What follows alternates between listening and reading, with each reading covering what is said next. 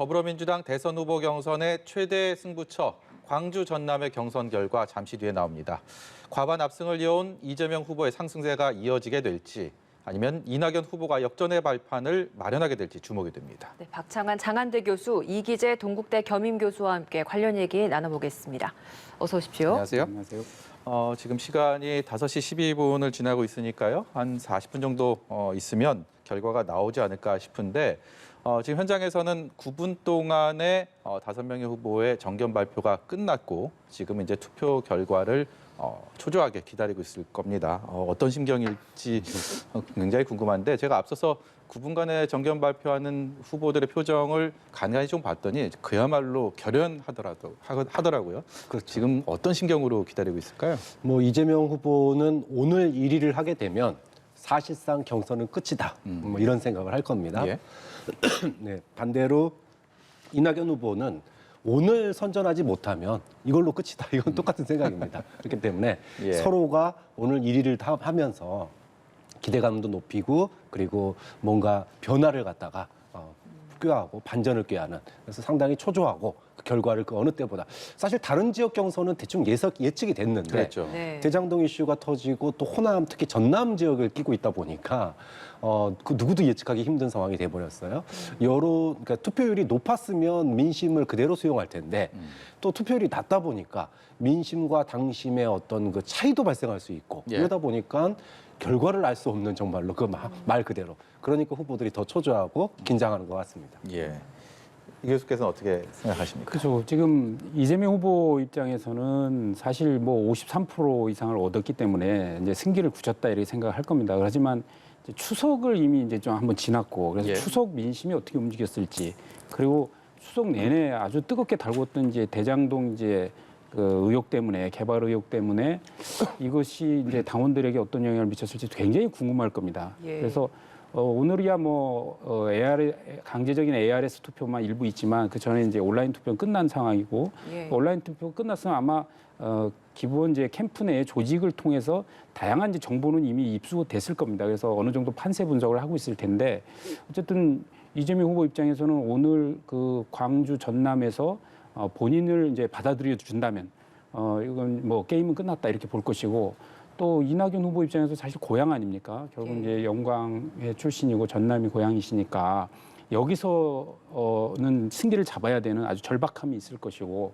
그다음에 그동안 이제 사실 97년 이제 김대중 대통령 이후에 지금 20년을 이제 사실 호남의 대통령은 지금 배출되지 않은 상황 아니겠습니까? 네. 그렇기 때문에 더더욱 그 호남 민심에 좀 계속 읍소를 했는데 그 결과가 어떻게 나올지 과연 고향 분들이 그나마 이 광주 전남에서는 그래도 이낙연 후보를 도와줘야 되겠다 이런 마음이 모였을지 아니면 여전히 그냥 그 호남의 그 어떤 전략적 투표라는 그 개념 속에서 이기는 후보를 누가 잘 싸우고 누가 이길 것 같느냐를 이제 중심에 보면서 투표했을지 이런 이제 사실은 굉장히 초조한 마음으로 지켜보고 있다고 보여집니다. 예.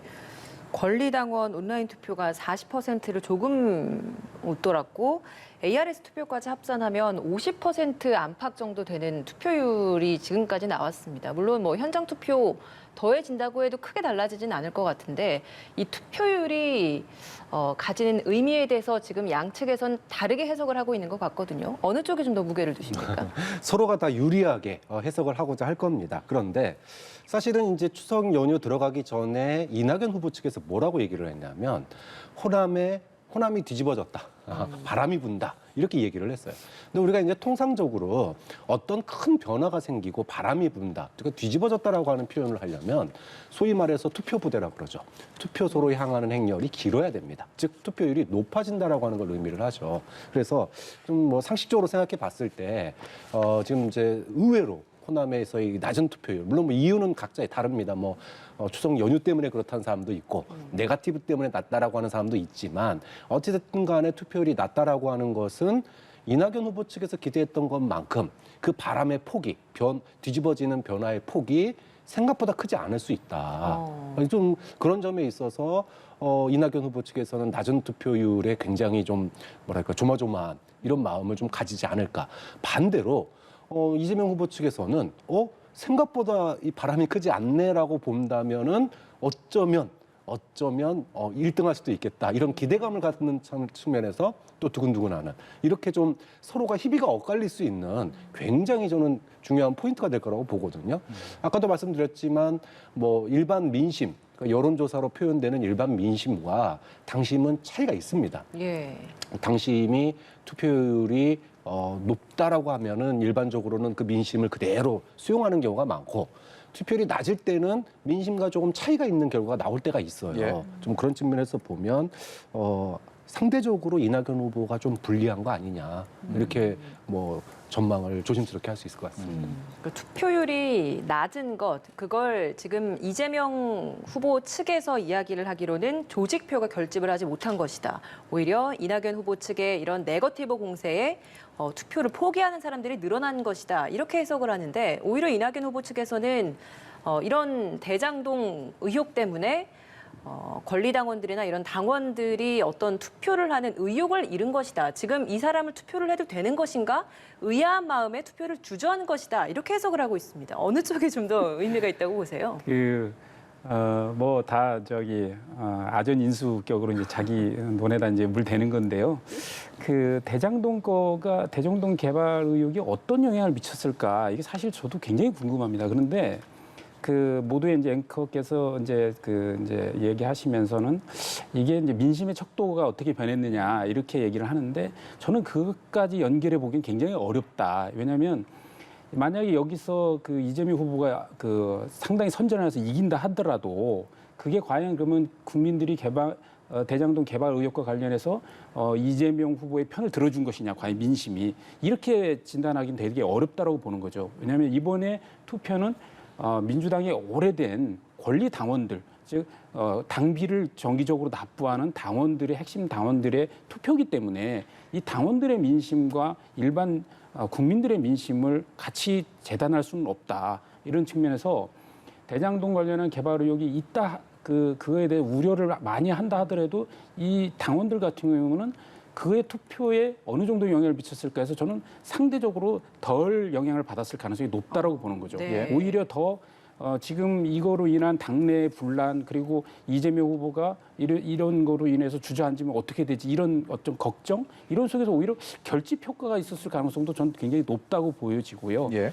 그래서 우선은 이제 그 개표 결과를 통해서 이제 우리가 잘 이제 그 결과를 이제 진단을 해봐야 되겠지만 아마도 저는 이낙연 후보가 생각한 것만치 그렇게 좋은 결과가 나오지 않을 가능성이 높다 이렇게 생각합니다. 특히 지금 뭐 이낙연 캠프 입장에서는 호남의 민심이 바뀌었다 그리고 막 이렇게 얘기를 하는데 그거는 이제 말하기 좋아하는 사람, 시끄러운 사람들 얘기인 거거든요. 예를 들어서 대장동 개발 의혹이 터졌어요. 그럼 당연히 이낙연 후보 측에 지지하는 사람들은 이게 목소리를 높일 거 아닙니까? 그래서 뭐 이재명 후보 이제 끝났다부터 시작해서 막 얘기를 할 거 아닙니까? 그러면 그런 여론이 이제 많이 전달되겠죠. 그러면 이재명 후보를 지지하던 사람들은 어땠을까? 그러면 그거에 대해서 막 적극적으로 이게 방어하고 했을까? 그렇지 않을 가능성이 높거든요. 속으로 생각하거나 이랬을 거기 때문에 이게 대외적인 바람은 분명히 당원들 사이에서도 대장동 개발 의혹에 대한 바람이 있었겠지만 이게 표로 연결되는 부분은 바로 그렇게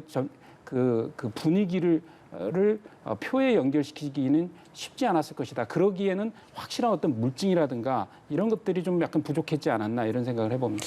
예, 앞서서 교수님께서 호남 출신 대통령이 김대중 전 대통령 이후에는 없었다라고 출신 지역을 구분해서 말씀하셨는데 사실 민주당 대통령 중에서 또 호남의 민심을 얻지 않은 대통령은 없었습니다. 그렇기 때문에 많은 전문가들이 호남에는 될 사람을 밀어준다 이런 얘기를 많이 하거든요. 근데 이낙연 후보 캠프 관계자가 뭐 저한테 그런 얘기를 하더라고요. 돼야 할 사람을 밀어준다라고 해서 이 될 사람과 돼야 할 사람에서는 좀 미묘한 그 온도 차이가 전 분명히 느껴졌는데 어떻게 해석해야 되겠습니까? 네. 사실 이제 오늘 그 관심 갖는 이유가 정말로 돼야 할 사람 쪽으로 가는지 될 사람으로 가는지를 보여준다고 생각해요. 그러니까 이제 좀 대장동 이 이슈가 뭐 사실은 아직 뭐 정확하게 증거나 뭐 내부 폭로나 뭐 이런 것들은 전혀 없습니다. 말 그대로 정말 추측성 이야기만 이제 나오고 있는 상황인데 예. 만약에 오늘 낮은 투표율로 인해서 또는 뭐 여러 가지 이유로 이재명 후보가 뭐 표 차이와 상관없이 예. 1등을 하게 된다. 그러면은 저는 민주당의 그 소위 말하면 지지층이 이낙연 후보에 대해서 역풍을 일으켰다. 이렇게 봐야 된다고 봐요. 그러니까 이게 왜 전략적 선택이라고 하는 거냐면은 냉정하게 봤을 때 대장동 의혹에 이재명 후보가 연관됐다라고 하는 그 어떠한 증거도 없는 상황에서 이낙연 후보 캠프 측에서 그동안에 민주당 지지층이 듣기에 굉장히 뭐랄까요, 거북스러운 표현을 많이 썼어요. 뭐 MB 얘기, 감옥 얘기 예. 이런 것들은 민주당 지지층에게는 굉장히 뭐랄까 듣기 안 좋은 이야기였거든요. 그러면서 이게 정말로 그 소위 그 고발 사주 사건을 덮으면서 화천대유가 추석 연휴를 다 장악을 해버렸는데 이것이 오히려 민주당 지지층에게는 특히 권리당원들 적극적 지지층에게는 굉장히 오히려 반감을 사게 만드는 요인으로 작용할 수도 있다라고 하는 거죠. 저는 전략적 투표가 돼야 할 사람 또는 뭐 되어야 하는 사람의 그런 차이도 있지만은 지금은 소위 말해서 진영 논리에 가장 익숙한 사람들이에요. 이 권리당원들이라고 하는 것. 그렇다면은 그 진영 논리에 익숙한 당원들이 어떤 투표를 했겠느냐. 이렇게 본다면 대장동 의혹이 이재명 후보를 불안한 후보로 하게 하는 측면도 있지만 그 반대로 국민의힘만 도와주네라고 당원들의 반발감을 불러일으키는 양날의 칼 역할을 하기 때문에 저는 이제 그 이낙연 후보가 대장동 의혹 확산시키면서 공격했던 면들이 꼭 다 오롯이 표로 돌아올 거다 그렇게 보지 않거든요. 그런 점에 있어서 오늘 호남의 전략적 선택 어느 정도 날지는 모르겠지만 큰 표 차이가 안 난다라면은 누가 이기든지 간에 예. 큰 표 차이가 안 난다라고 하면은 그거는 당원들이 가지고 있는 전략적 투표 성향, 즉 당을 지키고 국민의힘을 견제하려고 하는 이런 성향이 반영됐기 때문에 그 의혹의 크기나 이슈의 크기보다는 전략적 투표가 먹혔다라고 보는 게 뭐 순위와 상관없이 격차가 좁을 경우에는 뭐 그렇게 보는 게 맞지 않을까 싶습니다. 이 대장동 의혹 이후에 이 특히 명절을 전후해서 집안 싸움의 양상을 특히 이재명, 이낙연 후보 간에 분명히 보였습니다. 이게 캠프 측 관계자들의 말의 수위는 각각의 좀 차이가 있었지만 분명히 그런 것들을 민주당의 지지층에서는 우려하는 시선들이 많이 있었는데 좀 이것조차도 네거티브, 굉장히 과했다 이렇게 판단을 하십니까? 아니면 적당한 적절한 수위의 문제 제기였다 이렇게 보십니까? 이재명, 이낙연 후보 측이 선을 넘은 측면이 있는 거죠. 그것 때문에 호남 민심이 저는 소위 말해서 이낙연 후보에 대해서 역풍으로 다가갈 가능성도 있다라는 거예요. 예. 왜냐하면 아까도 말씀드렸지만 이재명 후보에게 MB 이야기하고 마치 BBK 얘기하면서 MB 얘기하고 감옥 얘기하는 것은 굉장히 확정적으로 얘기한 겁니다. 예. 그런데 민주당 당원 그 누구도 어떠한 증거나 혹은 내부 폭로가 나와 있지 않은 상태에서 야당과 언론에서 제기하는 그 의혹이 마치 거기에 이재명 후보가 연관돼 있는 듯하게 주장하는 예. 자기 당의 후보에 대해서 좋은 감정을 가질 수가 없다라는 거죠. 그건 분명히 저는 선을 넘었다. 예를 들어 이낙연 후보가 나는 이재명 후보가 거기에 연루돼 있을 거라고 생각하지 않는다. 정말 믿는다. 그런데 국민들의 의혹이 이 11만 5천%라고 하는 이 천문학적인 수익률 때문에 예. 국민들의 의혹이 너무 많으니 이거를 풀고는 가야 되지 않겠느냐라고 얘기하는 거다고 MB 얘기하고 감옥 얘기하고 하는 거는 완전히 아다르고 어다른 정도가 아니라 하늘 땅 차이인 거죠. 그런 점에서 저는 이낙연 후보 측이 마음 급한 건 이해하지만 오히려 서두르다가 역풍을 맞을 가능성도 오늘 결과 안에는 포함돼 있을 가능성이 있다고 보는 거죠. 이 교수님께도 같은 질문 좀 드려보겠습니다. 우선은 저는 이제 그 1차 슈퍼위크가 끝난 다음에 이낙연 후보 측에서 이제 두 가지 얘기를 했잖아요. 하나는 네거티브 안 하겠다. 그다음에 이제 의원직 사퇴 이제 강수를 뒀는데 사실 의원직 사퇴도 사실 좀 뜬금없었지만 예. 어쨌든 캠프의 내부 단속이라든가 어떤 결연한 의지를 보여준다는 측면에서는 뭐 어느 정도는 이제 효과를 좀 발휘했다고 보고 근데 네거티브를 안 하겠다는 거는 사실 저는 그때도 문제를 제기했지만 그러면 그동안 했던 건 네거티브였다는 얘기밖에 안 되지 않습니까? 그래서 그런 측면에서 약간 좀 패착이 있었다. 예. 그리고 지금 어쨌든 그 앞서 나가고 있는 1위 후보가 이재명 후보가 53%를 가져가고 있고 그다음에 2위 이낙연 후보가 32%를 가져가고 있는데 여기에서 대장동 개발 의혹 같은 게 터졌는데 거기에 대해서 아무 말 하지 않고 아이 뭐 우리 당이니까 저는 의혹 제기하지 않겠습니다. 과연 이게 맞는 거냐? 저는 있을 수도 없다 그런 건 경선 내에서는. 그리고 어제 뭐 그 이낙연 후보가 부울경 그 토론회에서 상당히 점잖게 얘기를 했습니다. 뭐 그거에 대해서 뭐 거의 뭐 국민의힘 같이 뭐 이렇게 그 건건이 다 지적을 하면서 의혹 제기한 건 아니었고 이런 부분에 대해서 불안해하니 그에 대해서 밝혀달라 이런 식으로 굉장히 점잖게 했기 때문에 저는 그거를 가지고 뭐 네거티브고 그걸 그렇게 해서 그 당원들이 불안해서 결집했다 그렇게까지는 저는 생각은 하지 않는다. 그러니까 결국 이낙연 후보 측의 네거티브성 발언에 의해서 이재명 후보가로 이제 지지가 결집하는 것보다는 이재명 후보를 바라보고 그 지지율 1위인 상황에서 이재명 후보가 추락할까 봐 사실 걱정하는 그러니까 이낙연 후보의 어떤 행위에 의한 문제라기보단 이재명 후보의 어떤 여러 가지 불안함과 결점 때문에 불안한 그것에서 저는 국민들이 일부 당원들이 일부 결심을 했을 수 있다 이렇게 생각을 하거든요. 그리고 실제로 대장동 그 개발 의혹이 그 아직 끝난 게 아닙니다. 계속 터져 나올 거라고 저는 생각되거든요. 지금 최근에도 이제 뭐 계속 나오고 있지만 어쨌든 이게 그 토지를 개발하기 위한 이익이 한 4천억 정도가 결국 뭐 그 화천대유 그 한 7명에게 이제 다 이제 귀속된 거 아닙니까? 그 외에도 토지 분양 이후에 각 필지들을 15개 필지를 쪼개서 그중에 5개 필지를 또 화천대유가 개발했고 거기서 개발한 이익만 또 3천억이에요. 현재 나온 것만.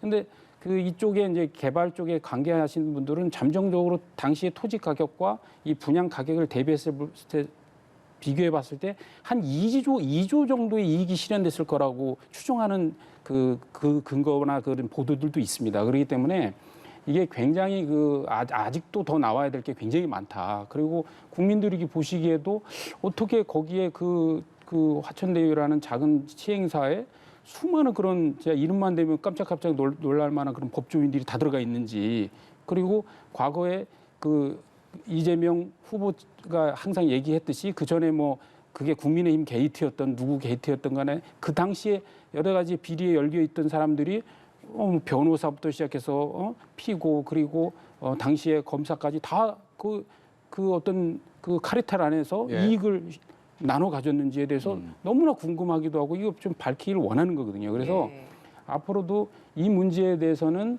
저는 이재명 후보에 대해서 이낙연 후보가 뭐 오늘 결과에 따라서 어떻게 나올지 모르겠습니다만 이게 뭐 네거티브 안 하겠다고 이게 아니고 밝힐 건 밝히고 당연히 그 검증을 해야 그 이의 주자가 추격을 하는 거지 이거를 네거티브라고 뭐라고 한다고 해서 이걸 주춤하고 한다? 그러면 경선 안 하겠다는 얘기밖에 아니다. 그래서 그런 거엔 물러선 없이 그리고 그게 다 민주당 경선 과정에서 그런 게 다 드러나고 해야 그게 예방 주사가 놔지는 겁니다.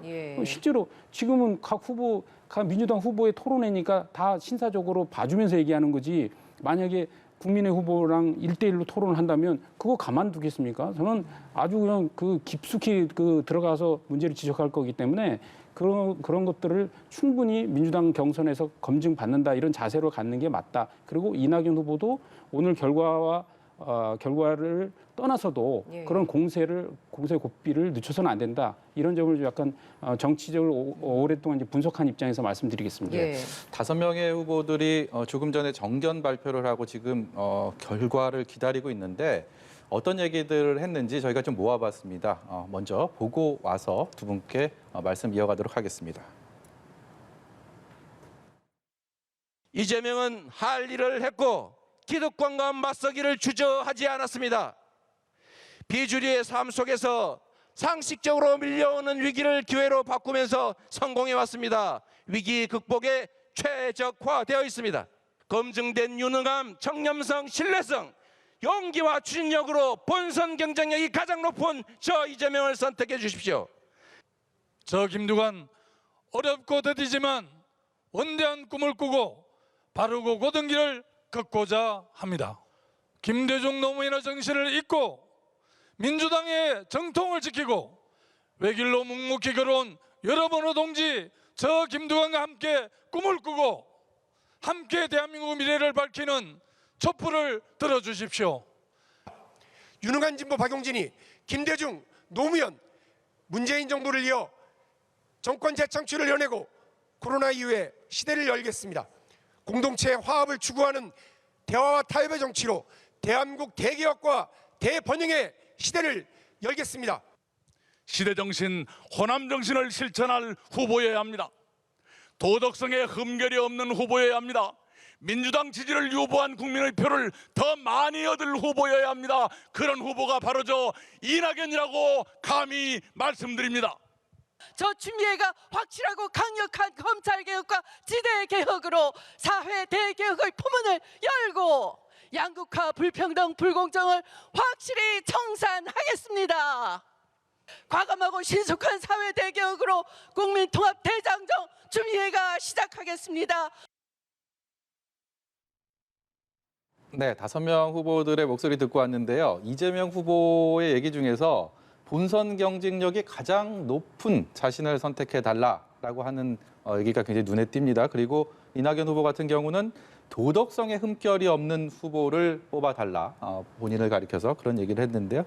이 말들이 의미하는 게 분명히 있어 보입니다. 네, 뭐 역시나 이슈는 대장동 이슈입니다. 이거 가장 큰 이슈일 수밖에 없어요. 이재명 후보는 위기를 기회로 삼으려고 하는 전략이 확실하게 보입니다. 대장동 의혹으로 당 안팎에서 예. 동시에 지금 뭐 사면초가 형국으로 공세를 받고 있는데 토건 비리 세력으로 규정을 했어요. 예. 그러면서 이 부분을 갖다가 일수하기 위해서 자신이 그러기 위해서 공영 개발을 추진했었지만 그걸로도 모자랐기 때문에 앞으로 이것을 더 일반적인 방법으로 더 전면적으로 네. 실시행해서 개발 이익을 갖다가 더 국민들에게 확실하게 하겠다라고 하는 이런 이제 위기를 기회로 삼겠다라고 하는 전략이 뭐 지난 불경 토론에서도 그렇고 오늘도 이런 내용이 이제 들어간 걸로 알고 있습니다. 반대로 뭐 이낙연 후보는 여전히 스탠스를 똑같이 유지하고 있어요. 네. 불안한 후보 이걸 계속 강조를 하고 있습니다.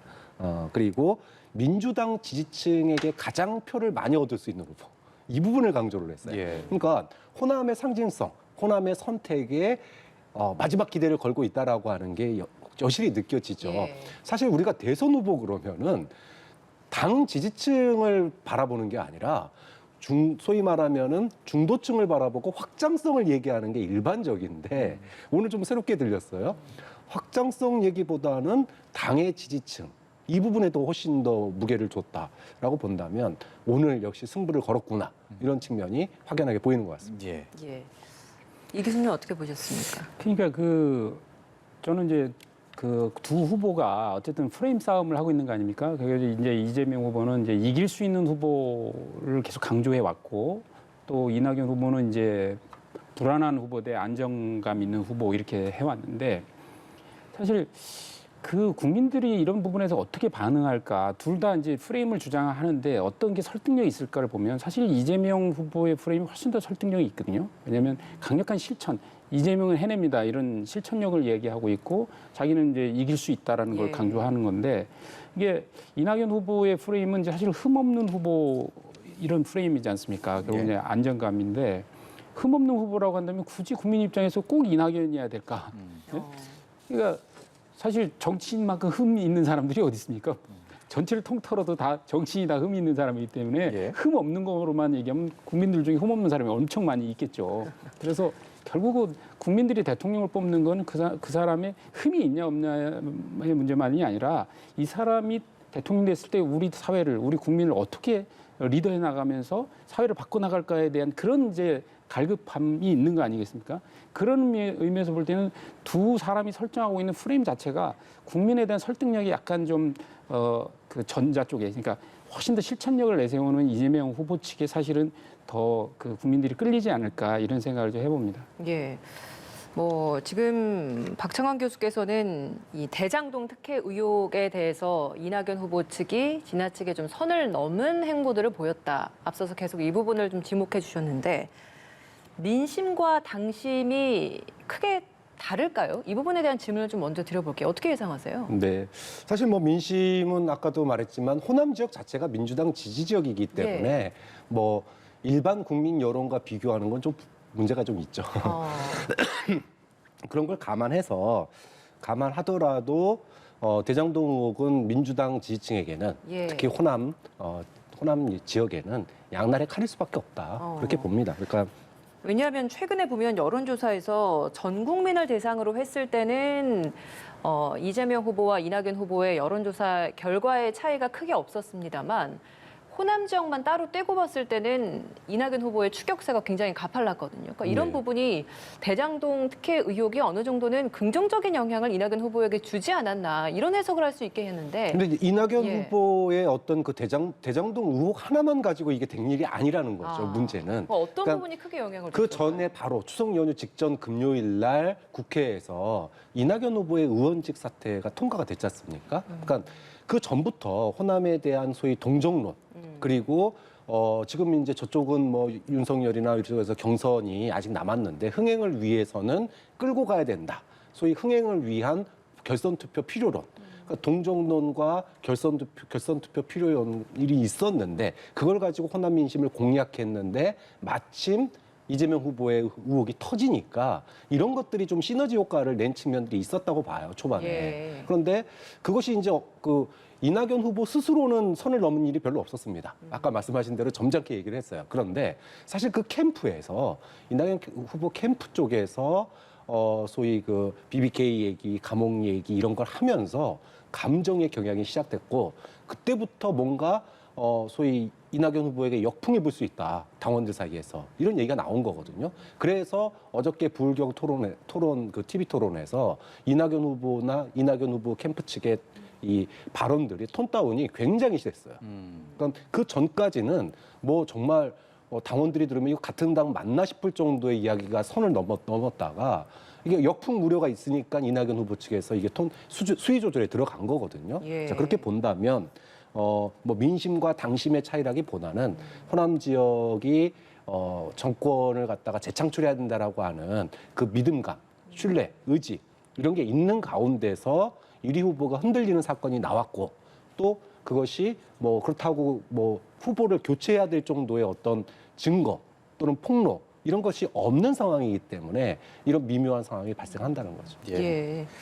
여론조사 결과에 대해서 이 대장동 특혜 의혹의 영향이라기보다는 이낙연 후보에 대한 동정론 혹은 의원직 사퇴 그 후의 결과가 반영된 것이다. 이렇게 해석을 하셨습니다. 이 교수님은 어떻게 보십니까? 저는 그 민심의 이제를 반영한 여론조사에는 사실 대장동 그 개발 의혹이 상당히 많이 반영돼 있다 이렇게 보여집니다. 그리고 지금 최근 조사는 21일, 20일 추석 이제 연휴 직후에 이제 조사들이 이제 나오는 건데 어쨌든 뭐 그 RN서치에 의하면 한 4% 정도 차이 나는 결과가 나왔죠. 그거는 전체 1000명 여론조사에서 나온 건데 이낙연 후보가 2주 전에 비해서 상당히 그 뭐 13.7%의 격차를 이제 4%로 좁혔단 말입니다. 그럼 그만큼 분명하게 전체 민심에서는 그러니까 전체 민심이라는 거기는 국민의힘 지지층도 있고 민주당 지지층도 있는 거죠. 다 섞여 있는 건데 아무래도 보수적인 보수층들은 이재명 후보보다는 사실상 이낙연 후보 쪽에 더 안정감 있는 후보에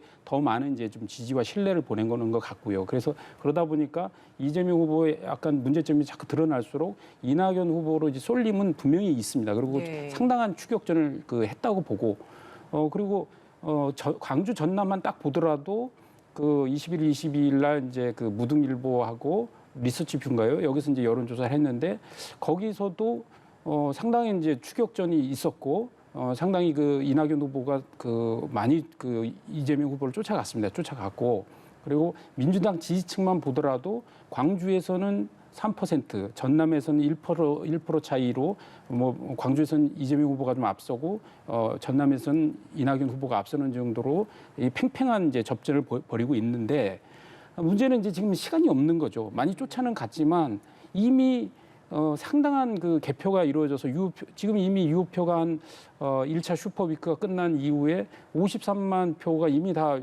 개표가 돼 있는 상황이거든요. 그거에 의해서 지금 그 11만 3천 표의 차이가 이미 벌어졌고 예. 그러면 이거를 뒤엎으려면 지금 광주 전남의 이 표만 갖고는 광주 전남이 12만 7천 표밖에 안 되니까 50% 득표라도 6만 3천 표 아니겠습니까? 예. 이걸 다 가져와도 11만 3천 표를 못 쫓아가는 거죠.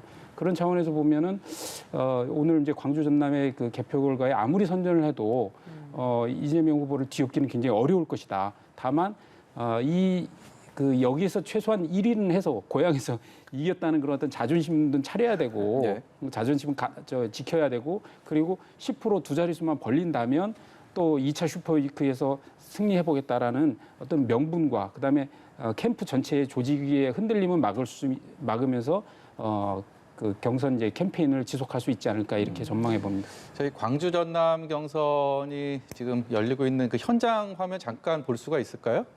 이제 20분 정도 뒤면 이상민 선관위원장이 저곳에서 연단에 서서 이제 개표 결과를 발표할 것이고 5명의 후보들이 그 결과를 들으면서 어떤 표정을 짓게 될지 벌써부터 관심이 이렇게 쏠리고 있는데 저희가 이 대화를 저 5명의 후보가 듣는다면 3명의 후보가 굉장히 섭섭할 것 같습니다. 지금까지 2명의 후보에 집중된 얘기를 했기 때문에 그러면 추미애, 박용진, 김두관 이 3명의 후보는 이번 광주 전남 경선에서 무엇을 얻고 결과에 따라서 또 무엇을 잃을 수 있다고 생각하십니까? 일단 오늘 저는 그 경선에서 대장동 의혹의 최대 경선 피해자는 추미애 후보라고 봐요. 사실 지난 대구 경선 때까지만 하더라도 그 소위 고발 사주 사건이 초 이슈를 끌면서 추미애 후보 추미애가 옳았다라고 하는 이슈로 두 자릿수 득표까지 올라가면서 굉장히 선전을 펼쳤거든요. 이것이 경선의 큰 변수가 될 수 있지도 모른다라고까지 얘기를 했었습니다. 자, 그런데 추석 연휴 전후에서 소위 화천대유가 모든 이 식탁을 점령을 하면서 이슈가 전환이 돼 버렸어요. 그러니까 고발 사주로 떴던 이 추미애 후보는 완전히 덮여버린 겁니다. 그러니까 모든 언론도 그렇고 특히나 당원들도 이게 대장동 의혹이 맞냐 틀리냐 이것이 내부 총질이냐 아니냐 여기에 두 사람에게만 관심이 갔지 다른 소위 말하면 윤석열에 대한 반감으로 추미애 후보가 상승을 했는데 윤석열에 대한 반감은 그러면 누구로 가야 되느냐? 지금은 결국은 당원들은 윤석열에 대한 반감을 그전에는 추미애한테 풀었는데 이거를 이재명한테 풀 수밖에 없는 상황이 된 거예요. 이 대장동 의혹이. 결국은 오늘 결과에서 글쎄 나와봐야 알겠지만 추미애 후보가 만약에 소위 말해서 의미 있는 표 우리가 흔히 10%를 넘는 거를 의미 있다라고 얘기를 하는데 그걸 획득하지 못한다라면은 그거는 전적으로 대장동 유탄을 추미애 후보가 맡게 되는 거다. 좀 그런 점에서 추미애 후보로서는 굉장히 이제 그렇기 때문에 이낙연 후보를 맹공격을 한 거예요. 이낙연 후보를 공격을 해야지 결국은 야당을 도와주는 이낙연 후보를 공격해야 이재명을 지지하지는 않았으나 이낙연 후보로 갈 수 있는 표를 끌어올 수 있는 거죠. 그래서 그동안에 이낙연 후보를 맹공을 했는데 과연 얼마만큼 결과가 나올지 좀 지켜봐야 할 대목이고 다른 두 분 박용진 후보하고 김두관 후보는 좀 굉장히 안타까워요. 특히나 김두관 후보야 과거에도 출마하신 적이 있지만 박용진 의원은 가장 젊은 나이 아닙니까? 이준석 바람을 민주당 안에서도 한번 이어가겠다라고 시작을 했는데 고발 이슈와 고발 사주 이슈와 대장동 의혹으로 주목 한번 못 받아보고 이렇게 경선을 중반을 지나게 됐어요. 저는 두 분 특히 박용진 의원 같은 경우에는 아직 시간이 있다, 기회가 있다. 좀 그런 측면에서 본인이 하고 싶은 얘기, 본인이 하고 싶은 말 이거를 갖다가 당원들에게 명확하게 메시지 남기는 게 좀 중요하다고 봐요. 그래야지 다음 서울시장 선거도 있고 그리고 또 차기를 이야기할 때는 역시나 이번 경선에 뛰어들었던 사람들을 중심으로 또 차기를 얘기할 수밖에 없지 않습니까? 자, 그렇게 본다면 다음 기회를 위해서라도 이번 경선에 의미 있는 메시지를 분명히 남겨야 되는데 좀 그런 점에 있어서는 좀 박용진 후보가 좀 아쉬운 측면이 있지 않았나 싶습니다. 민주당이 됐든 국민의힘이 됐든 경선 열차가 출발하고 나서 계속되는 돌발 변수들이 불거졌고요. 그런 것들이 어떻게 보면 정책 경쟁보다는 이 변수에 얼마나 적극적으로 대응하고 이 변수로 인해서 득을 보고 실을 보느냐에 따라서 후보자들의 울고 웃는 모습들이 달라지고 있지 않습니까? 이런 것들이 이번 대선과 앞선 과거의 대선들을 비교해서 봤을 때 유독 좀 심한 상황입니까? 아니면 이 정책 경쟁이 실종된 것은 일반적인 모습이었습니까? 이제 과거에 보면은 어쨌든 이게 사실 일반적으로 정책과 관련해서는 국민들이 이렇게 관심도가 집중되기 굉장히 어렵습니다. 아무리 좋은 정책을 얘기해도. 그리고 가면 갈수록 이 정책의 변별력이 떨어져서 뭐 예를 들어서 뭐 과거에 이제 최근에 이제 오세훈 시장하고 박영선 후보와의 이제 대결이 있었지만 네. 뭐 가장 최근 일입니다만 그거 보면은 처음에는 뭐 변별력이 있는 것 같이 쭉 가다가 나중에는 이 사람이 저 얘기하고 저 사람이 저 얘기한 것 같고 거의 뭐 변별력이 사라져요. 사라지고 남는 거는 이제 네거티브 이슈 막 이런 거. 그래서 뭐 생태탕만 남았다는 얘기 하지 않습니까? 네. 그렇듯이 과거에 이명박 박근혜 대통령 이명박 대통령 때도 그때는 이제 좀 다른 이슈 하나 있었죠. 4대강 그러니까 한반도 대운하라는 아주 굵직한 이제 정책적 이슈가 있어갖고 그 대운하에 대한 이제 공세가 있었단 말입니다. 그런데 그 이후에 선거들은 보면은 역시 뭐 박근혜 대통령이 당선될 때도 뭐 기억 남는 건 줄푸세 하나밖에 없습니다, 사실. 근데 그 줄푸세라는 건 너무나 뻔한 얘기이기 때문에 그게 크게 어떤 뭐 공약으로 서로가 여야의 이제 쟁점이 됐다고 볼 수는 없거든요. 지금도 지금 경선이지만 이제 아마 본선으로 이제 붙었을 때는 이번에는 아주 굵은 주제가 하나 있습니다. 기본소득. 예. 이 기본소득 가지고 아마 여야의 후보가 확정되면 이걸 가지고 엄청난 이제 쟁점이 될 텐데 근데 지금은 이제 경선이기 때문에 각 이제 후보 진영끼리 이제 경쟁이고 국민의힘 입장에서 보면 국민의힘 진영에서 지금 윤석열 후보가 1위를 달리고 있는데 뭐 뚜렷한 무슨 공약을 제출하는 게 없어요. 네. 뭐 원가주택 얘기하고 뭐 몇 개 얘기를 하고 있지만 이렇게 그 전체적으로 판을 흔들 만한 어떤 대한민국 새로운 비전 제시를 할 만한 뭐 그런 게 없고 오히려 표절 논란을 낳기도 오히려 하지 않았습니까? 그러다 보니까 우리 자잘 작은 것들만 이제 그 거론되다 보니까 이게 뭐 당연히 이렇게 비슷할 거 아닙니까? 하나의 정당에서는 특히나 그럴 거 아니겠습니까? 가치 철학이 비슷하기 때문에 예를 들어서 뭐 국민의힘은 성장 담론이 나오고 뭐 민주당은 분배 담론이 나온다면 이것에 의해서도 크게 그 갈라지긴 하겠지만 한 당의 내에서는 어떻게 성장시킬 거를 갖고 얘기하기 때문에 비슷해질 수밖에 없다는 거죠. 그런 측면에서 보면 지금 윤석열 후보가 1위 주자답게 뭐 끌고 가는 이슈가 없다 이런 점이 있고 또 민주당 같은 경우도 지금 현재는 그 이재명 후보만 이제 기본소득, 기본주택 이런 이제 어떤 정책적인 어떤 국민이 이해할 만한 아젠다를 던지고 있지만 이낙연 후보가 아까 제가 모두에 말씀드린 대로 뭐 불안하냐 아니냐 이것만 갖고 얘기하고 있지 본인의 무슨 그 비전 제시를 제대로 못 하고 있거든요. 그러기 때문에 흠이 많은 거는 알겠지만 그 이낙연 후보만으로는 갈 수 있겠냐 그리고 그 제대로 그 어떤 국민들의 비전을 제시하겠냐 이런 문제가 있는 거거든요. 그래서 이번 선거는 뭐 아무래도 뭐 경선에서는 이제 정책이 중심이 되지는 어렵다 이렇게 생각합니다. 예. 사실 이번 대선은 굉장히 특이한 대선이에요. 과거 역대 대통령 후보들을 보면 당의 최대 계파, 지지를 받는 소위 말해서 당의 지분이 큰 후보가 대통령 후보로 나오는 게 가장 일반적인 사례입니다. 2012년 때 박근혜 후보가 그랬고 문재인 후보가 그랬습니다. 물론 2007년과 2017년은 뭐 예선이 결선이다. 그렇죠. 거기서 이기는 사람이 바로 대통령 되는 거였기 때문에 그거는 또 다른 측면이 있지만 그런데 이번 대선은요. 당의 최대 지분을 가진 사람이 후보로 나오지를 못하고 있습니다. 민주당은 소위 친문 후보가 없어요. 친문 적통이 다 줄줄이 그 많던 후보군이 다 사라졌습니다. 뭐 안희정부터 시작해서 김경수까지 다 사라졌어요. 최대 없는 거죠. 그다음에 국민의힘은 그 사이에 당 이름만 3번, 4번 바뀌었습니다.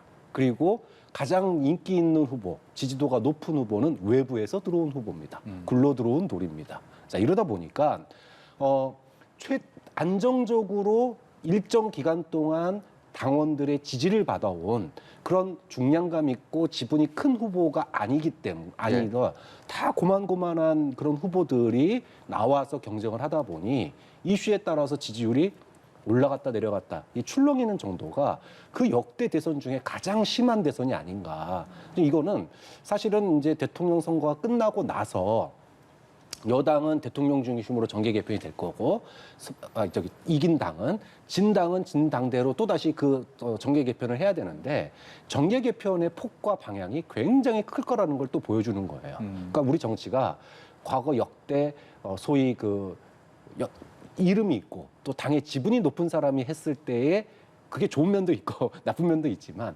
안정감이 있었다라면 예측 가능했다라면 앞으로 이번 대선이 끝나고 나면 여당이든 야당이든 당의 최대의 주주가 아니기 때문에 지분이 없는 사람들이기 때문에 이긴 쪽이든 진 쪽이든 소위 예측 가능성, 진폭이 굉장히 크겠군요. 예측 가능성이 낮다라는 거죠. 그렇기 때문에 지금도 이슈에 흔들리지만 대선이 끝나고 나서도 이슈에 따라서 전국이 흔들릴 가능성이 굉장히 크다고 봅니다.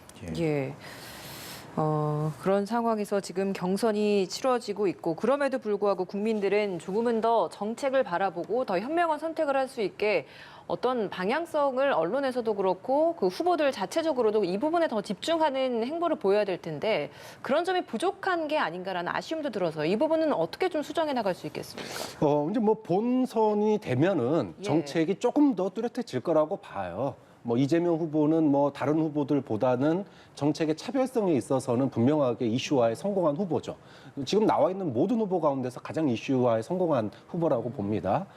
반대로 아까도 잠깐 언급이 나왔는데 윤석열 후보 같은 경우에는 뭐 전문가들의 명단까지 공개하면서 나 표절한 거 아니다라고 얘기를 하는데 사실 대선 가면 정책이 다 비슷비슷합니다. 예. 중요한 건 이 정책들의 방향성이 어디냐라는 거예요. 즉 모든 정책들은 다 비슷비슷할 수 있지만 그 하나하나의 정책이 어떤 한 방향으로 내가 대한민국을 어디로 이끌 것인가라고 하는 비전이나 아젠다로 묶여야 되거든요. 일례로 지난 대선 때 모든 후보가 최저임금 10,000원을 공약을 했습니다. 그런데 각자 대한민국을 이끌겠다고 하는 방향이 달랐어요. 그러니까 정책이 표절이냐 아니냐가 중요한 게 아니라 네. 아젠다가 없기 때문에 정책의 방향성이 하나로 묶이지 않는 겁니다. 좀 그런 점에 있어서 본선까지는 뭐 민주당도 마찬가지고 국민의힘도 마찬가지고 비슷비슷한 정책 가운데서도 그래서 그 정책이 가고자 하는 방향성 이거는 국민들한테 확실하게 보여줄 필요가 있다고 봅니다. 예. 또 한 가지 대장동 특혜 의혹에 대해서 앞서서 집안 싸움 얘기를 잠시 나눴었는데 이재명 후보는 공동 대응을 하자 후보들끼리 이런 제안을 했었고 여기 손뼉이 마주쳐야지 박수가 날 텐데 그런 박수가 나지 않았습니다. 추미애 후보 등 일부는 거기에 대한 좀 동의 의사를 나타냈지만 이낙연 후보는 민주당의 해가 될까 봐라고 분명히 못을 박았는데 오늘 광주 전남 결과에 따라서 이 대장동 의혹에 야권의 공세에 대한 대응하는 여권의 어떤 그 대응 방향에도 좀 영향을 미칠 수 있다 이렇게 보십니까? 우선은 이제 만약에 이재명 후보가 오늘 선전을 하면 이제 그 대장동 의혹을 해소됐다 이렇게 주장을 하겠죠. 네. 네, 그렇게 하면서 이제 오히려 이제 본인이 주장하는 이제 국민의힘 게이트다라고 이제 더 강하게 주장하실 텐데 저는 사실 그거는 아까 말씀드렸다시피 그건 당원들의 지금 표이기 때문에 민심을 그렇게 바로 이렇게 전이시켜서 왜곡하면 안 된다 이런 생각이 들고 대장동 관련해서는 저는 이재명 후보가 지금 두 가지 측면에서 아주 그 잘못된 이야기를 하고 있다고 보는데 이걸 자꾸 국민의힘 게이트라고 얘기를 하는데 이거는 그 다 아시다시피 2009년에 이제 그 한나라당 시절에 신영수 의원의 뭐 네. 동생이 개입된 이제 이거를 민간 개발로 넘기려고는 하는 시도가 있었잖아요. 근데 그거는 한참 지나간 얘기 아닙니까? 그다음에 지금 현재 터져 있는 거는 결국은 이재명 지사가 당시 성남시장일 때 성남시장 재선한 이후에 이것에 대해 2015년에 개발을 하면서 공고를 했고 그 공고에 이제 화천대유가 들어오면서 사실 이게 벌어진 거란 말입니다. 그래서 과거에 이거를 2009년에 있었던 그 일부의 불미스러운 사건을 가지고 이걸 자꾸 국민의힘 게이트라고 얘기하는 건 말이 안 된다 우선. 그다음에 두 번째로 이걸 자꾸 이제 이건 오히려 민간이 많이 가져갈 이익을 공공에서 5,500을 회수하는 것이다. 이건 잘한 사업이다. 자꾸 주장을 하는데 예. 지금 국민들이 좀 의혹을 갖고 있는 거 보고 있는 것은 사실 일단 부동산과 관련해서는 국민들이 다 대부분 전문가 수준이거든요. 예. 그러니까 국민들이 볼 때는 그런 겁니다. 이게 공공 개발을 안 하고 민간이 개발을 해도 얼마든지 기부 체납에서 회수가 가능해요. 그래서 만약에 그 사업이 2조 원이 넘는 프로젝트라면 당연히 그게 임대 아파트든 공원이든 공공의 시설로 당연히 기부 체납을 받아서 충분히 그 성남 시민이나 경기도 전체에 이걸 파급 효과를 뿌릴 수 있었다. 근데 이걸 자꾸 민간 거를 회수해서 공공이 5,500억 이익을 얻은 거라고만 자꾸 주장을 하면서 민간이 하는 것은 모든 것을 악으로 돌리는 잘못된 행위를 하고 계시거든요. 예. 그런 점에 대해서 좀 지적을 하고 싶다. 이 점을 지적합니다. 예. 예. 지금 이 시각 저희가 광주 김대중 컨벤션 센터의 모습을 잠시 보여드렸는데요. 잠시 후 6시에 개표 결과를 발표할 예정입니다. 후보들도 하나둘씩 앞으로 이제 모습을 드러내게 될 텐데요. 추미애 후보가 들어오고 있네요. 예. 네, 잠시 후에. 취재진들이 준비를 하고 있고 추미애 후보가 모습을 드러내고 자리에 착석하는 모습까지 보셨습니다. 네, 이상민 선거관리위원장이 오늘 개표 결과 역시도 발표할 걸로 보입니다. 예. 이 추석 연휴 기간에 나왔던 특히 광주 전남이 경선을 앞두고 이른바 수박 발언이 있지 않았습니까? 그것에 대한 양측의 또 신경전도 굉장히 팽팽했는데 그 부분은 어떻게 보셨습니까? 글쎄요, 저는 수박이 일베 용어인 건 처음 알았습니다. 그리고 수박이라고 하는 단어가 호남 혐오 발언이라고 하는 걸 호남 사람들도 이번에 처음 알지 않았을까 싶거든요. 너무 좀 갖다 붙인 거 아니냐. 물론 뭐 그 일베 사이트에서 일부 정말 뭐 일베에서 그렇다고 그게 대중적인 용어도 아니고 예. 일부 사용자가 수박이라고 하는 표현을 호남 비하 발언으로 썼다고는 합니다. 네. 그런데 그게 뭐 대중들이 다 알만한 정도로 사용 빈도가 높거나 그러지 않았었기 때문에 예. 뭐 경선에서 서로가 자기한테 유리한 표를 얻기 위해서 말실수, 말꼬리 잡기 뭐 이런 차원에서 저는 일어났다고 보고 뭐 그거는 뭐 일베 사이트라든지 뭐 사용자들 들어가서 확인하신 기자들도 그 부분은 확인한 내용이니까 결국은 뭐 경선 과정에 생긴 에피소드다 이렇게 봐야 되겠죠. 예.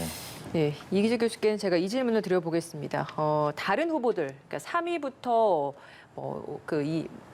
김두관 후보 그리고 박용진 후보까지 이제 몇 퍼센트 득표하느냐, 특히 그 중에 3위 후보가 몇 퍼센트를 가져가느냐인데 앞서서 이제 박창환 교수께서는 추미애 후보가 이번 대장동 의혹, 특혜 의혹이 가장 큰 피해자일 것이다. 그 말은 즉 이번에는 두 자릿수 득표가 좀 어렵지 않겠느냐 이런 예측을 좀 하시는 것 같은데 이 부분 어떻게 전망하시는지요?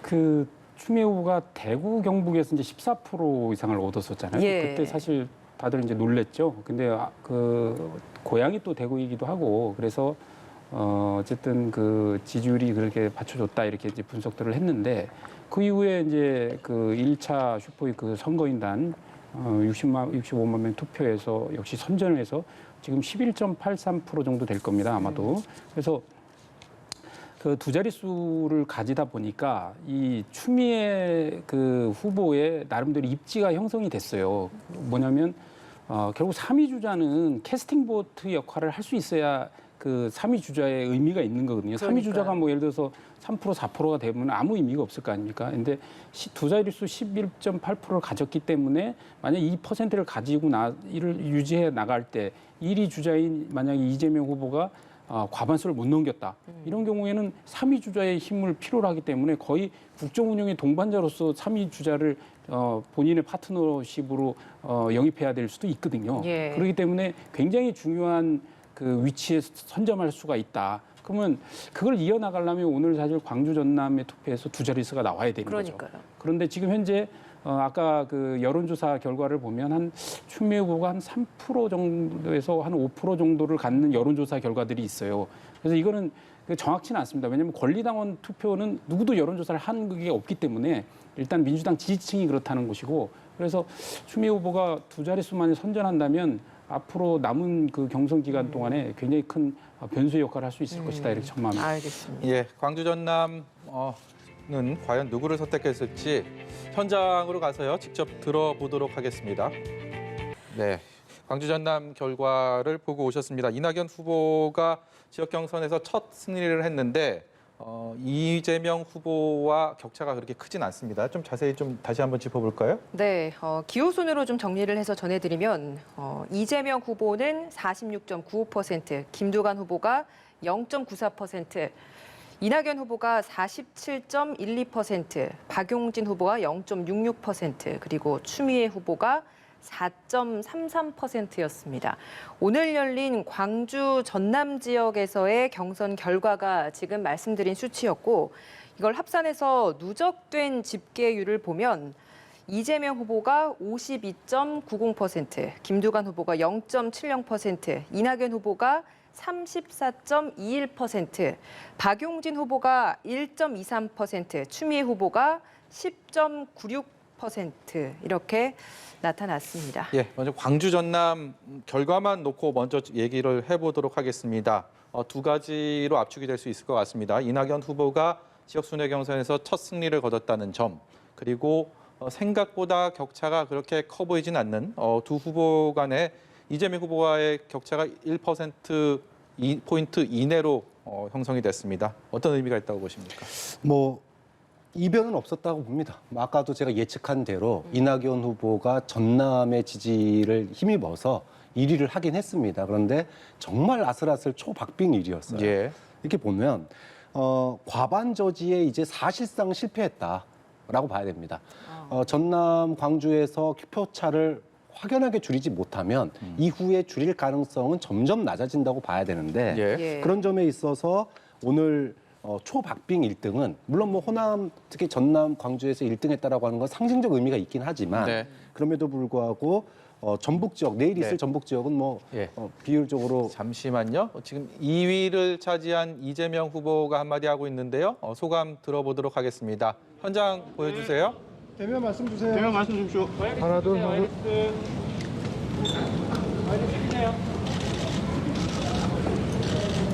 네, 됐을까요? 네. 시작하겠습니다, 그러면. 광주 전남이 우리 존경하는 이낙연 후보님의 정치적 본거지이기 때문에 저희가 상당히 불리할 것이다라고 예측했는데 생각보다 많은 지지를 보내주셔서 먼저 감사드립니다.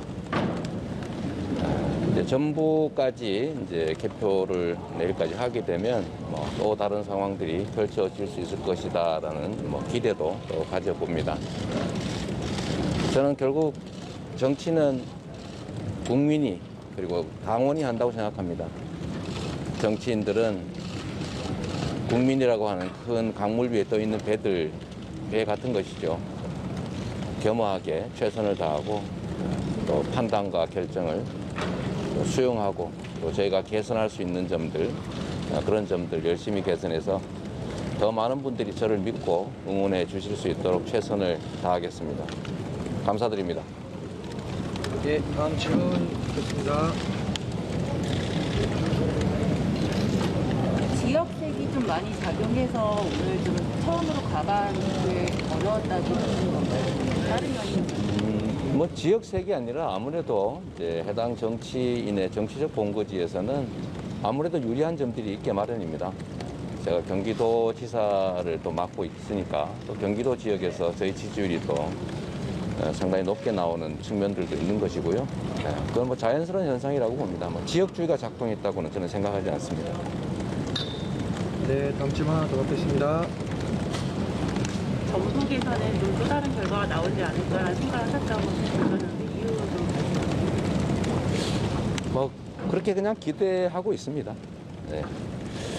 그리고 덧붙여서 제가 한 말씀 좀 드리면 이제 최근에 대장동 개발 관련해서 많은 얘기들이 있는데 아마 이게 투표나 또 판단에도 영향을 좀 미칠 수도 있다는 생각이 듭니다.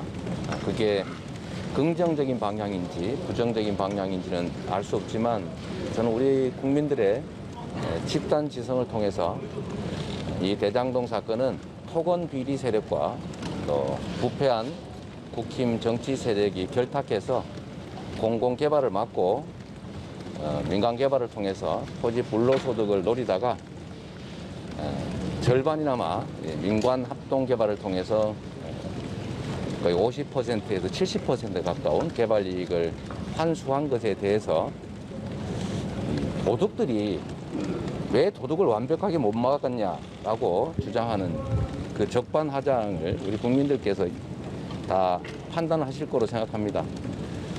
이 사건을 계기로 제가 권한의 범위 내에서 정말 수년간 국민의힘과 싸워서 절반 이상이나마 저희가 개발 이익을 환수했는데 앞으로는 개발 이익의 국민 환수 제도를 아예 법으로 만들어서 이 나라 망국의 원인인 토건 비리, 투기 불로소득을 통한 토건 세력과 부패 국힘 세력의 연합을, 결탁을 완전히 봉쇄하고 부동산 개발 이익은 당연히 인허가권 행사에 따라 발생하는 것이니까 인허가권의 주체인 국민에게 완전히 되돌려 줄 수 있는 결정적 계기가 될 것 같습니다. 국민 여러분께서 안 그래도 어려운 경제 상황에서 이 거대한 금액들의 불로소득을 보고 상대적인 박탈감 또는 억울함을 느끼실 수 있습니다. 제가 성남시장이라고 하는 작은 권한으로 민간 개발을 밀어붙이는 토건 세력과 또 성남시의회 또 심지어는 뇌물을 동원한 국민의힘의 이 억압을 뚫고 나름 최선을 다했습니다만 역시 제도적인 한계 때문에 충분히 완전히 개발 이익을 환수하지 못한 점에 대해서는 정치인의 한 사람으로서 정말로 아쉽게 또 유감스럽게 생각합니다.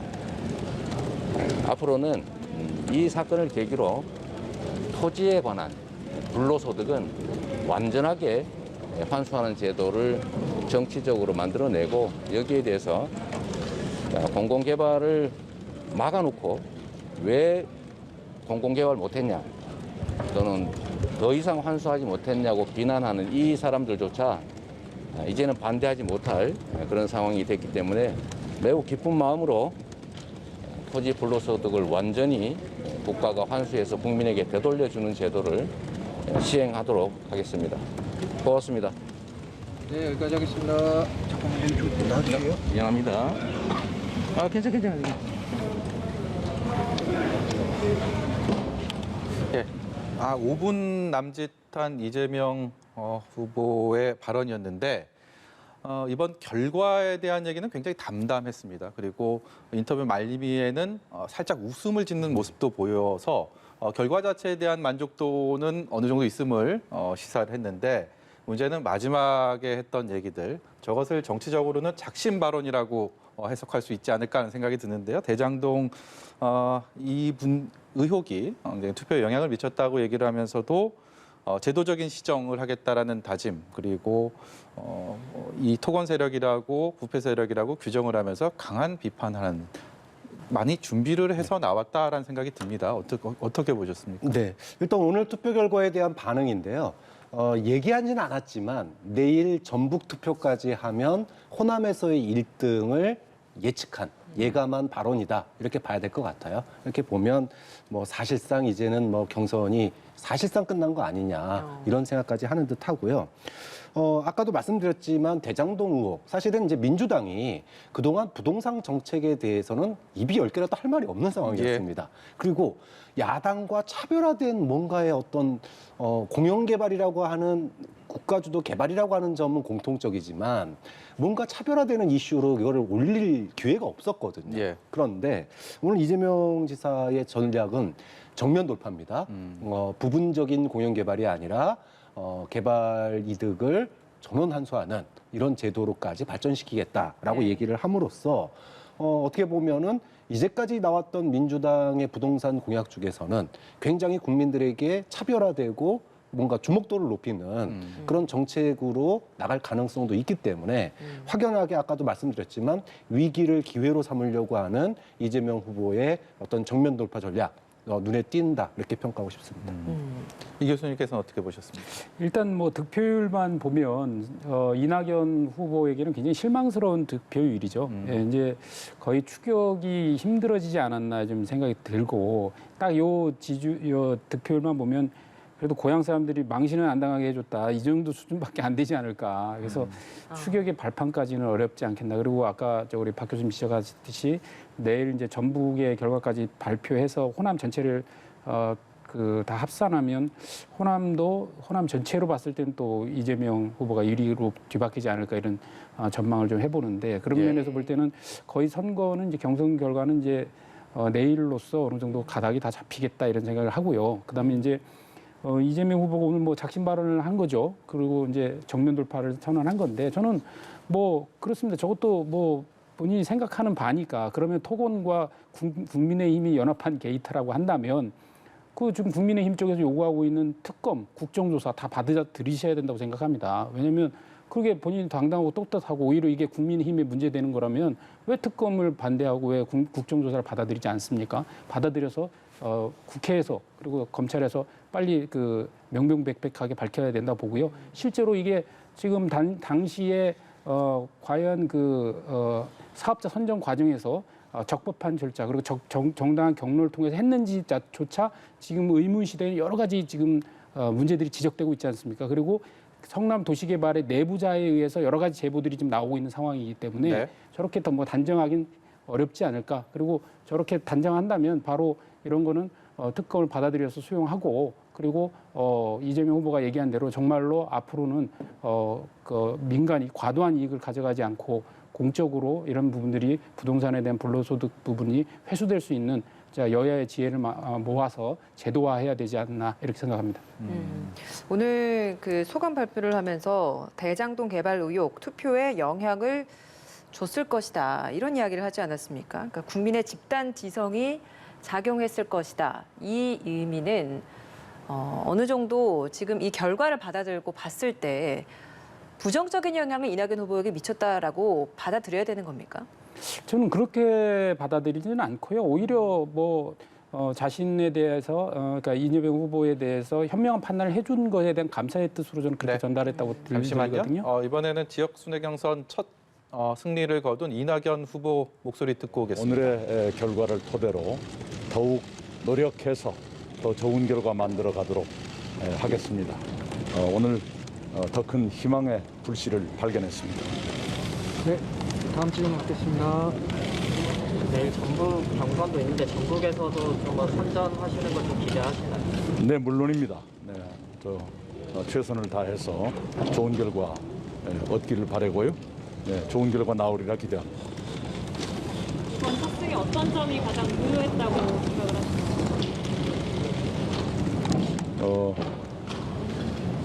후보들의 진면목을 시간이 갈수록 점점 더 많이 아시게 되고요.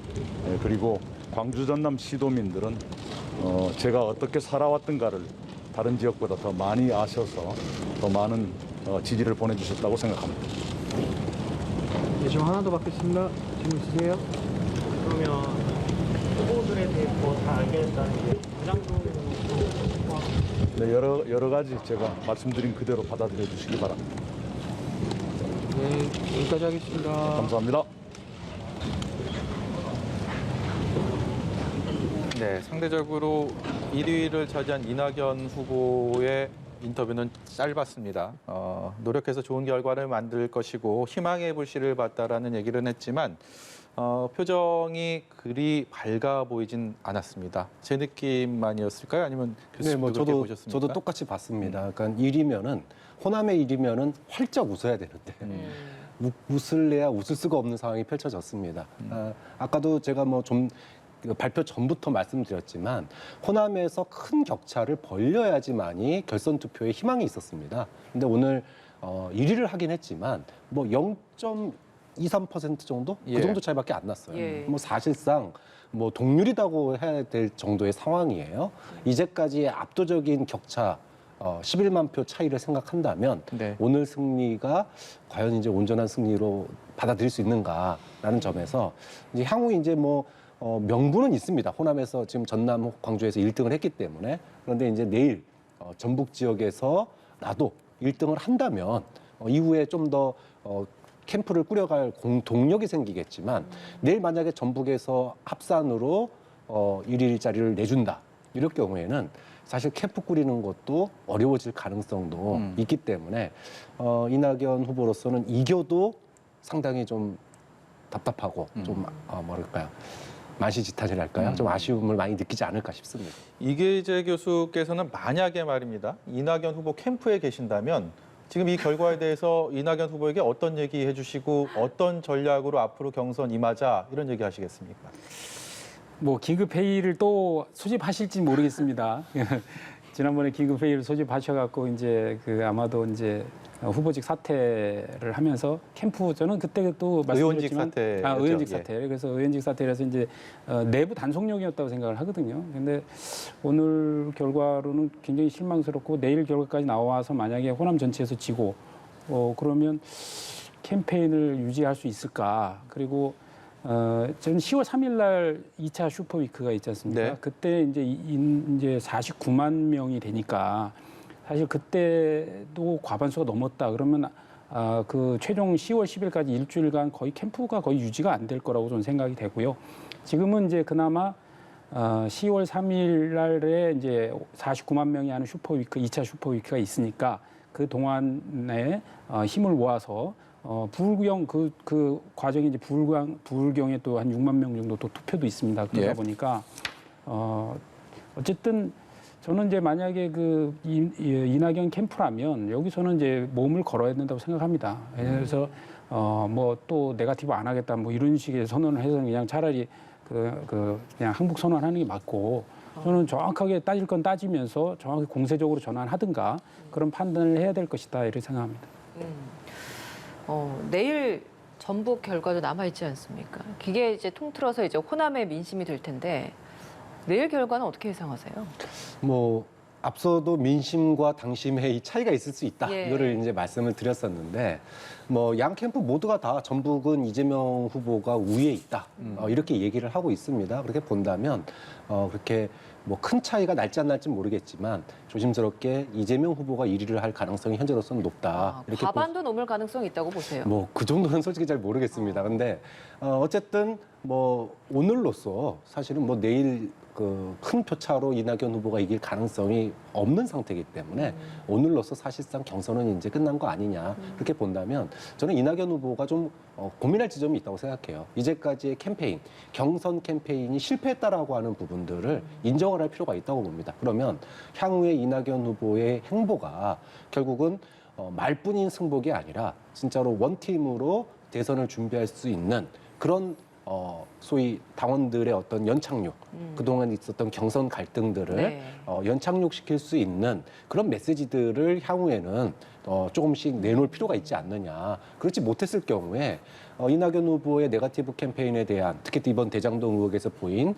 그 행보, 선을 넘는 그런 행보들에 대해서 네. 당원들이 이후에 이낙연 후보에게 갖는 반발감, 이런 것들은 꽤 오래 갈 수 있거든요. 예. 좀 그런 점에서 이낙연 후보가 앞으로 좀 남은 기간 어떤 식의 캠페인 전환을 이뤄낼 건지도 지켜볼 대목인 것 같습니다. 저희가 한 1분 정도 남았는데요. 마지막으로 이 교수께서 앞으로의 민주당 경선 어떻게 전망하시는지 한 말씀 듣도록 하겠습니다. 그렇죠. 일단 우선은 이제 전북이 내일 남았는데 지금 여론조사에 의하면은 사실 그 상당히 정확한 것 같아요. 그러니까 광주에서는 이재명 후보가 4% 이겼고 전남에서 4% 졌던 결과가 있었거든요. 그러면 거의 동률이라는 얘기인데 전북에서 한 8% 정도 이재명 후보가 이기는 결과가 있습니다. 3개 지역을 조사했을 때. 그래서 이재명 후보가 내일 이제 전북에서 승기를 굳혀서 호남에서 이긴다면 예. 이낙연 후보 입장에서는 큰 결단을 해야 되는 상황이 올 거다. 왜냐하면 뭐 지금 차기를 바라보면서 이번에 그 2위라도 만족하는 캠페인을 할 상황이 아니잖아요. 이낙연 후보는. 그렇기 때문에 큰 결단을 할 수도 있겠다 이런 생각이 들고요. 그러면 그것은 우선은 10월 3일까지 경과를 보면서 현재 이 대장동 개발 의혹을 가지고 정말 공세로 전환해서 정치적 승부를 볼 것인지 아니면 그냥 그 민주당의 전체적인 그 원팀 정신으로 그냥 그 정권을 더 이제 유지하는 쪽에서 이제 힘을 싣고 그냥 이제 화해 모드로 이제 전환할 것인지에 대한 판단을 해야 될 것이다 이렇게 전망합니다. 네, 오랜 시간 함께해 주셔서 감사합니다. 오늘 말씀 여기까지 듣겠습니다. 지금까지 박창환 장안대 교수, 이기재 동국대 겸임 교수였습니다. 고맙습니다.